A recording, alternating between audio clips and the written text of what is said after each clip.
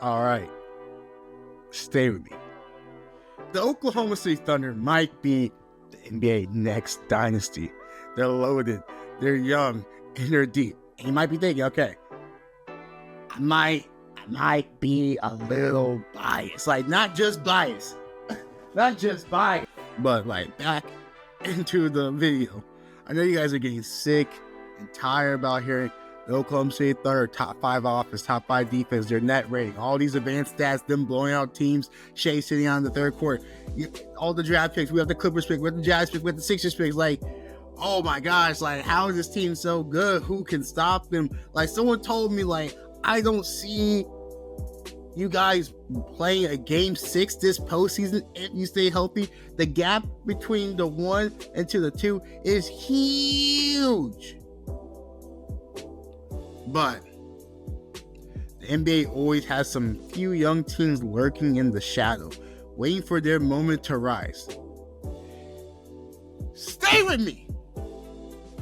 But these 3 young teams have the best chances of challenging the Oklahoma City Thunder. But first, let's start the honorable mentions, because these are the teams that aren't quite there yet, but they can easily jump tiers. You know, they can beat the Thunder now, or they can beat the Thunder later down the road. You know, so let's get started. These teams aren't my top threat, but ignoring them would be a mistake. They each have one piece or one more or away from being dangerous. Some teams can compete with OKC now, but not in the future, or vice versa. First, honorable mention, the Minnesota Timberwolves. A team that isn't built really for the next decade, but they are right now. They're hooping, okay? In the early part of the 2025-2026 season, as the moment I'm recording this video, Minnesota has a top 10 offense and a top 10 defense. They're scoring nearly 119 points a night. They're disciplined, and they're one of the best two-way teams in the league. And of course, everything will start with Anthony Edwards. Ant is one of the young players, honestly, Ant is one of the only young players in the NBA who can walk into a series against OKC and straight up say, I might be the best player on this court. And he really means it. Like last year in the Western Conference Finals, they made it to the Western Conference Finals against the OKC Thunder, even though, you know, like, it wasn't really as competitive as we thought it would be. They showed the potential of, you know, making up to that Western Conference Finals, like back-to-back years. You got Rudy Gobert still anchoring the defense. I'm not really a huge fan of Rudy Gobert. That's my little opinion, but you also got Jaden McDaniels, one of the most underrated wing defenders alive, and Naz Reid, who gives them a legit scoring pop off the bench. But here's why they're not top 3 threat long term. Like, when I was originally making this script, the Timberwolves were in my top 3, but then I had to step back, reevaluate. And the more I started seeing this, their roster doesn't match OKC timeline. Like, even though Anthony Edwards and Jay McDaniels are pretty young, Gobert is older. Their future picks are tied up until 2031. The Wolves don't have the flexibility as OKC has with their draft picks. They can be a problem now, but not built to chase OKC for the next 7 to 10 years. Next up, the Portland Trailblazers. And look, I know what you're thinking. Portland? Really? But hear me out. Actually, why I said hear me out? Stay with me. Because as of right now, the only team in the entire league to beat OKC Thunder this season is the Blazers. On November 5th, Portland came back down 22 and shocked OKC 121 to 119. Shea had 35, Chet had 5 blocks, and they still lost. That tells me 2 things. 1, this Portland team fights. And 2, their sleeves might be higher than their record says. Scoot Henderson is still learning how to be an NBA point guard. Shady Sharp has the potential to be a 20-point-a-night scorer. And Dominic Clingan, let me talk about Clingan. I'm probably saying his name wrong, but I don't care. This dude is 7'2" and he rebounds everything and he protects the rim. I remember when he was during the draft class, I'm like, man, I want him on the Thunder. He already looking like one of the best young offensive rebounders in the league. he's not just a big body, he's productive. And here what makes Portland so intriguing. They've locked in their young core with teams options, they got the future flexibility, and they own some sneaky valuable draft picks, including Milwaukee's pick that could explode in value if that team ever resets. So even though they're 9-15 right now, their future is way more interesting than their present. So why not they're not in the top 3? Okay, let's be honest. Like, I didn't really have them as thought, but they do have some promising pieces on their team. Someone told me that. So I'm like, all right, let me include them in the video somehow. But let's be honest. They don't have a superstar yet. Scoot isn't there yet. Sharp isn't there yet. They're still at the very beginning of their rebuild. They're still not ready to challenge OKC in the next few years, but give them time. If Scoot or Sharp hit, or Klingon becomes a legit two-way big, this could be one of the scariest young teams in the West around 2028 and 2029. They're not contenders, but they're not a joke either. And the fact that the only L on OKC record came from these young Blazers, that says a lot. Next honorable mention is the Cleveland Cavaliers. They had a great season last year, the second best record in the whole entire league after OKC last year. Right now, they haven't been looking too hot right now. But I cannot write them off because this based off of last year's record. That's why they're not honorable mention. That's why they're not in the top 3. Right? Like, Cleveland is 14-11. They're in the middle of the pack. They're currently 8th in the East right now. The whole entire Eastern Conference is really neck to neck right now. But they have a positive net rating, a respectful offense, a respectful defense, and a pace that fits the modern NBA. They're just not elite yet, but they're consistently solid. Mobley anchors the defense. Garland organizes the offense. They've built a roster that can score around 119 a night. But let's be honest, they're missing something. Besides Donovan Mitchell, they don't have nothing that really scares you. Like, we know Donovan Mitchell's going to go 30, but like, do we know if anybody else is going to go off? That's the problem with the Cavaliers. And then how they got out in the playoffs last year. Not really a good look. And Donovan Mitchell's long-term future still up in the air. Cleveland's good enough to make some noise, but not good enough to scare OKC dynasty window. Alright, now the moment you all been waiting for. Let's talk about the real threats. The 3 teams with the talent, the timeline, and the upside to stand in OKC path. Alright, before we get to the teams, alright, I'm delaying you for a little bit. To understand the contenders, you must understand the king. OKC has the perfect mix of stars, depth, coaching, and draft picks. The core 8 players are all 27, well, Caruso too, 31 or younger. Caruso's their oldest player on their team. And they have a draft capital to keep adding more. So the question is, who can match that? Coming in next, the San Antonio Spurs. And listen, I know people still think the Spurs are as a rebuilding team, but in the 25-26 season, they are way ahead of the schedule right now. They're 15-7 as of right now, and one of the best starts in the entire of the Western Conference. Not a cute young team, not a tank job, a real basketball team. And of course, everything starts with, I'm going to say it like Kevin Harlan does, Victor Wembanyama.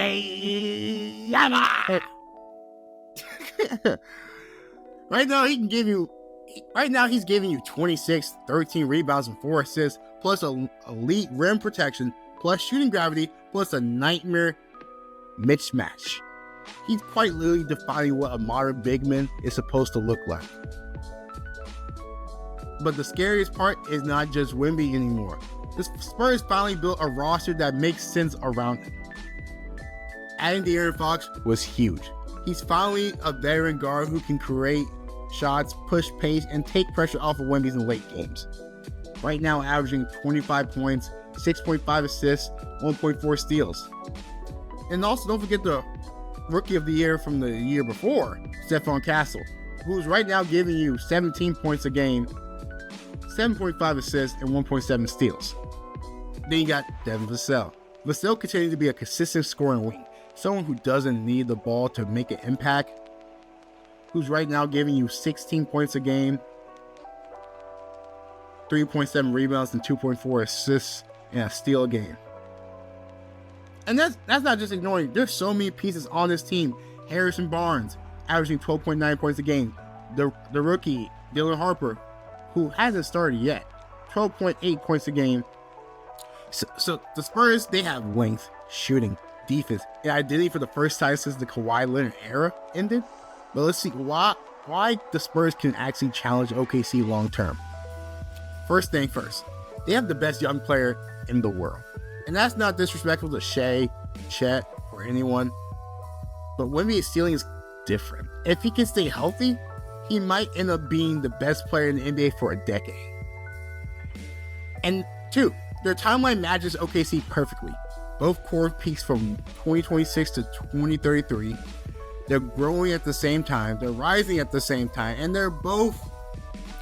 they both have a franchise cornerstone you can build a dynasty around.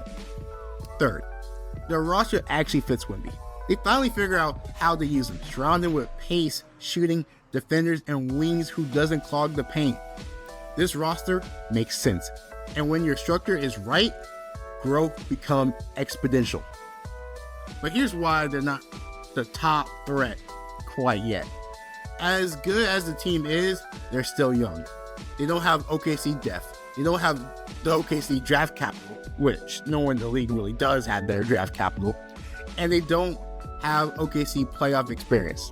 And the elephant in the room, Wemby's health, will always be a storyline. Missing majority of last year too due to injuries. At one point he was on pace to destroy the block record.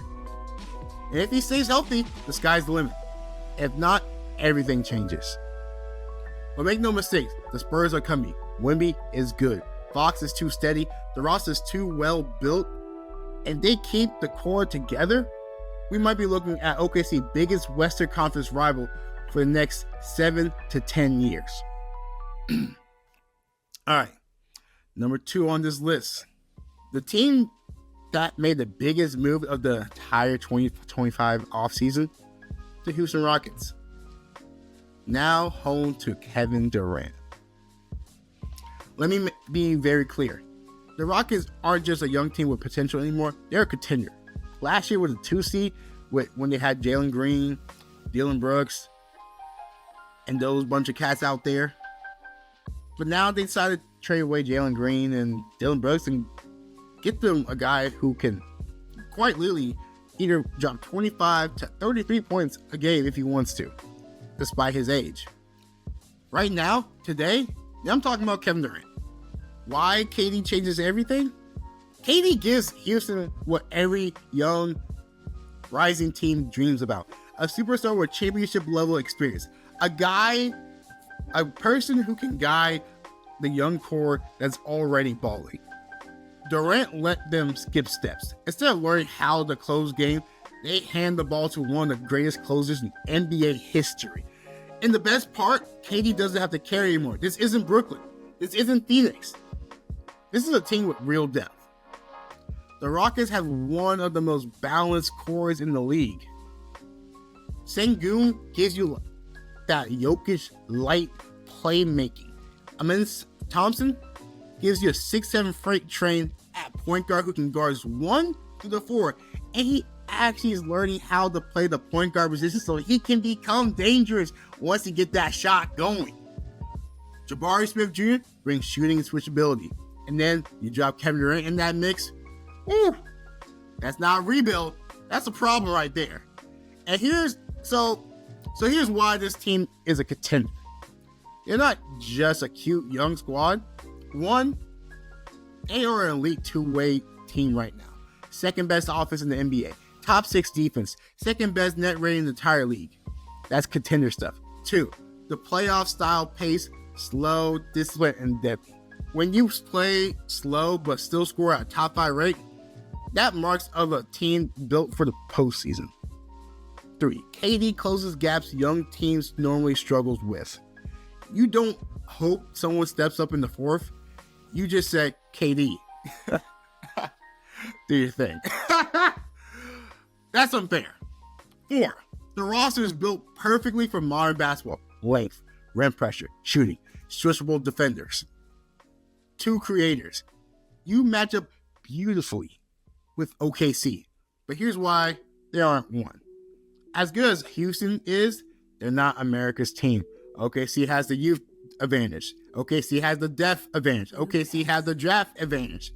And KD isn't getting younger. He raises their ceiling, but he also shortened their timeline. So the Rockets are scary. Scary right now. They have the superstar, a young core, ahead of schedule, and the numbers back it up. But when we're talking about the next dynasty, the next decade of basketball, Houston is dangerous, but not the Thunder's biggest threat. And finally, the number 1 young team that can challenge the Thunder dynasty timeline.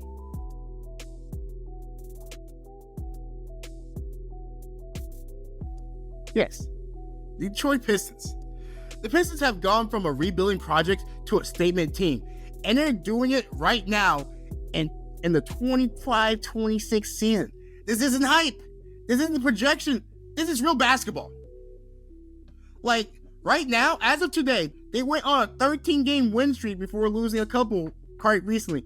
But as of right now, they're still 19-5 right now. They went on a 13-game win streak, tied the record for most win streaks in franchise history. Now scrappy, not promising. They're first, and the number lined up perfectly. They have the second best defense in the entire NBA, a top 10 net rating, and an offense that puts up almost 119 points a night. The team is balanced, disciplined, young, and they're winning. This also might be a little biased because huge Oklahoma State guy. Cade Cunningham is playing like a franchise cornerstone. He's controlling the pace. He's scoring efficiency. He's finally surrounded by a roster that fits him. He went from last year being an all-star to this year being a superstar. And maybe next year being a top 10 player in the league.